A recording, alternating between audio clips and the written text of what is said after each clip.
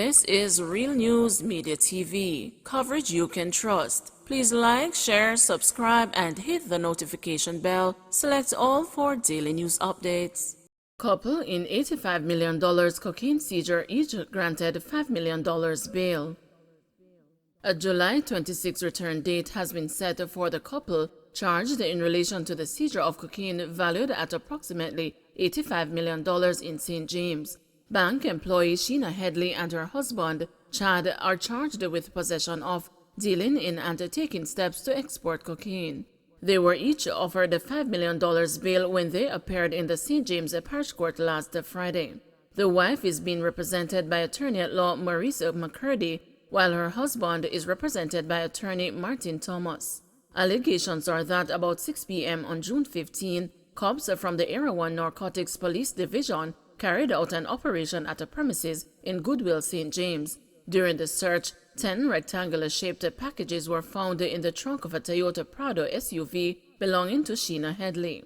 The packages were subsequently identified as cocaine weighing approximately 25 pounds. Following an interview session, she was arrested and charged with breaches of the Dangerous Drugs Act.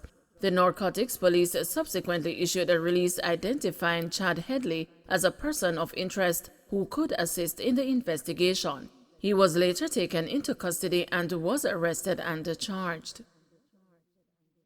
11 arrested, illegal guns seized in Newlands Portmore police operation. Some 11 persons were arrested this morning by the police in an operation in Newlands Portmore, St. Catherine. 2 illegal guns, 3 pounds of ganja, and 3 boxes of uncustomed cigarettes were also recovered in the operation. The police, with support from Jamaica Defense Force personnel, went to an area this morning in search of wanted men. The operation saw the team conducting searches of several open lots and other properties. Operations Officer for the St. Catherine South Police, Superintendent Hopton Nicholson, said the seizure of the 2 guns brings to 32 the number of illegal firearms recovered so far this year. Pepper killed in Manchester drive-by shooting. Police are probing the murder of a man during a drive-by shooting in Banana Ground district in Manchester on Tuesday night. The deceased has been identified as 50-year-old Brandon Wright, otherwise called Pepper, a resident of Banana Ground. Banana Ground, a farming community, is located in the Belfield division north of Mandeville. A police report said about 8 p.m., Wright was at a shop in his community when gunmen traveling in a Toyota Yaris motorcar opened a fire hitting him. He was later pronounced dead at hospital. Councillor Mario Mitchell of the People's National Party Belfield Division has since condemned the murder.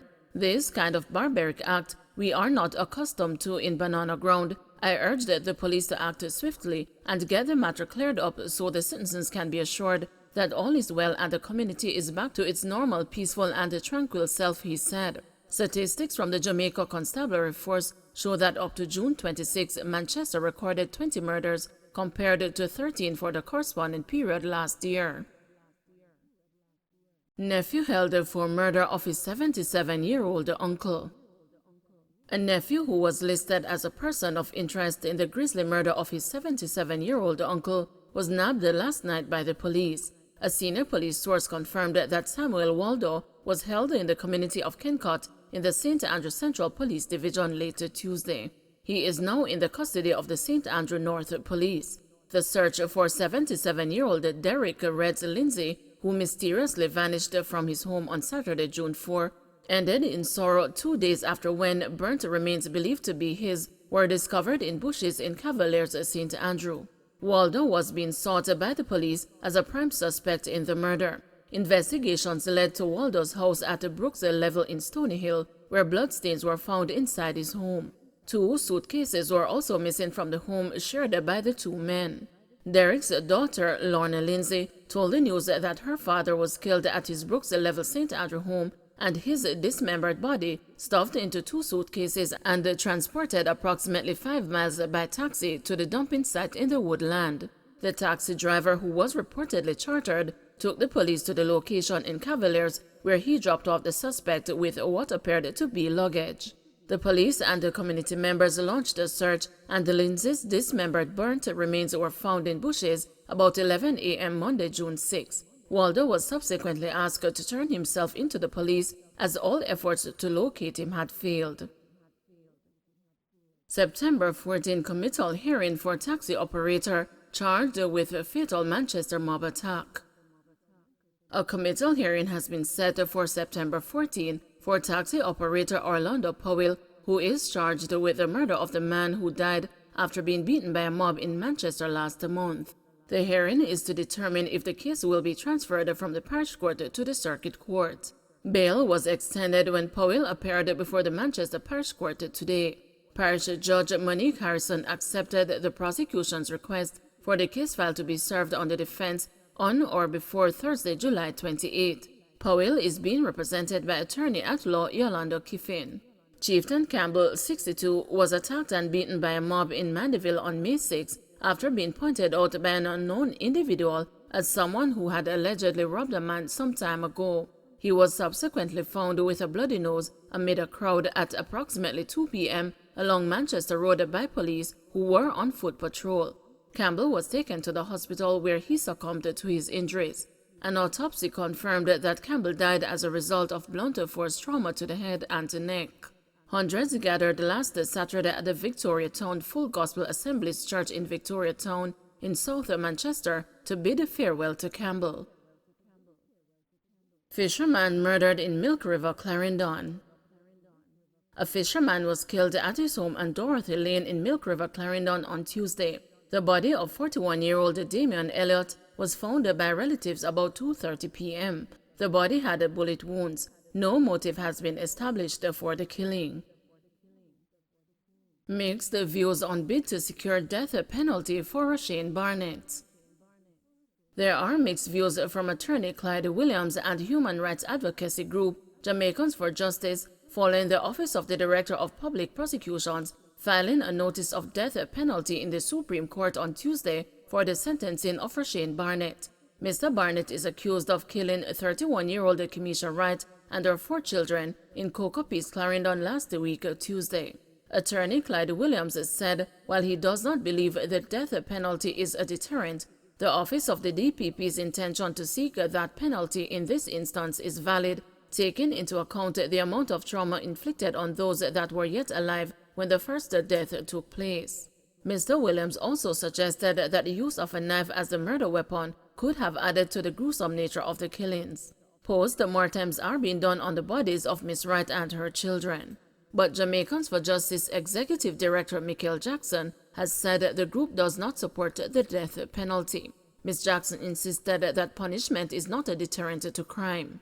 She noted that if the accused is in fact found guilty, rehabilitation would have to be considered, given that he is 23 years old. She also reiterated that the court has set out that a crime must be the worst of the worst and the rarest of the rare for the death penalty to be considered.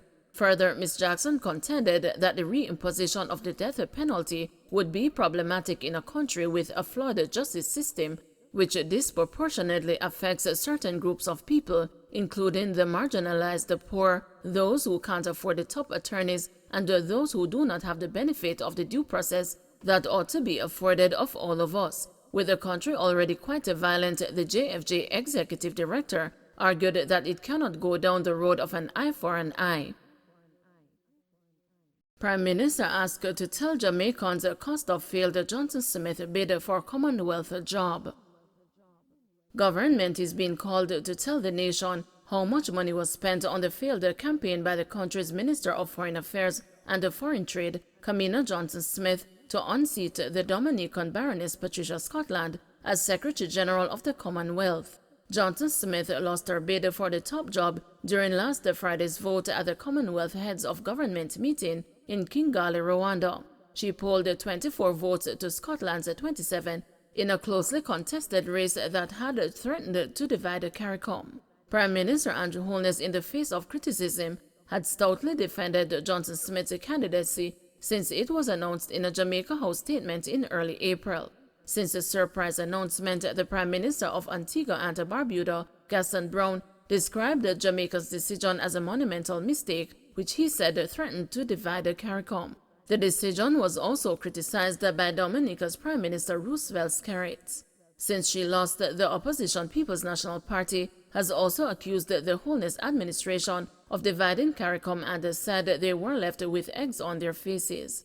Now, the party's spokesman on finance, Julian Robinson, wants the government to tell the country how much was spent on the now-failed campaign. On Tuesday, Robinson tabled questions in the House of Representatives with the expectation that they will be answered by the Prime Minister at the expiration of 21 days.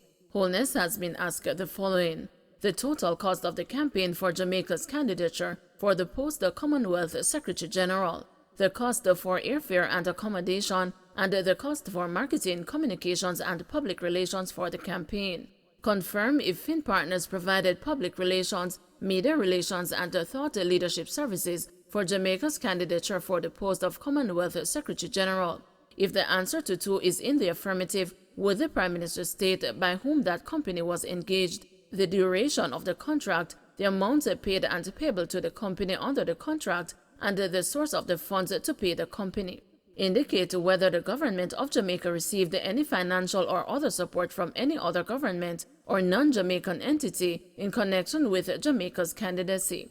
If the answer to Part 4 is in the affirmative, provide the details of such support. State how many persons from Jamaica, inclusive of the GOJ delegation, media, and non-governmental organizations, traveled to the Commonwealth Heads government meeting in Rwanda at taxpayers' expense, and indicate the total cost of Jamaica's participation at the Commonwealth Heads government meeting in Rwanda.